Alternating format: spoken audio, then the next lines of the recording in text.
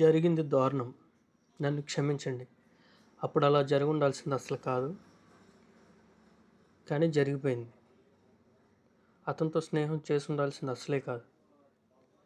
ఇవన్నీ చెప్తుంది సాక్షాత్తు బిల్ గేట్స్. దేని గురించి చెప్తున్నాడంటే, గత 4 రోజులుగా సోషల్ మీడియాలో షేర్ చేస్తున్నటువంటి విషయం. ఎప్సన్ ఫైల్స్ చూస్తూనే ఉన్నాంగా. గత 4 రోజులుగా సోషల్ మీడియాలో ఎలాంటి కథనాలు వస్తున్నాయి ఎప్స్టైన్ ఫైల్స్ గురించి.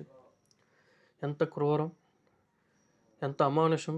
చిన్నపిల్లల పసిపిల్లల మానపానాలతో వీళ్ళందరూ కలిసి ఆటలాడిన విషయాలు ఈ ఎప్స్టైన్ ఫైల్స్లో ఉన్నాయి.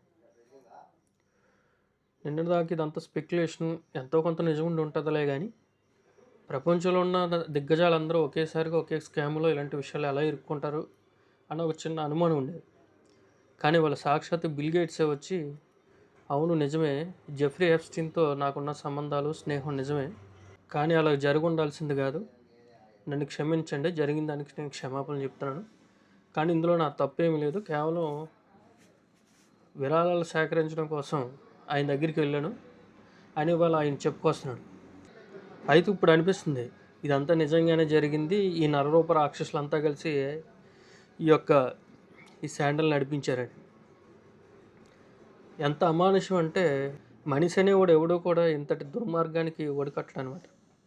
అసలు మాటలో చెప్పడానికి కానీ ఊహ కూడా అందనటువంటి దుర్మార్గం ఈ ఎప్స్టైన్ ఫైల్స్ అనేది.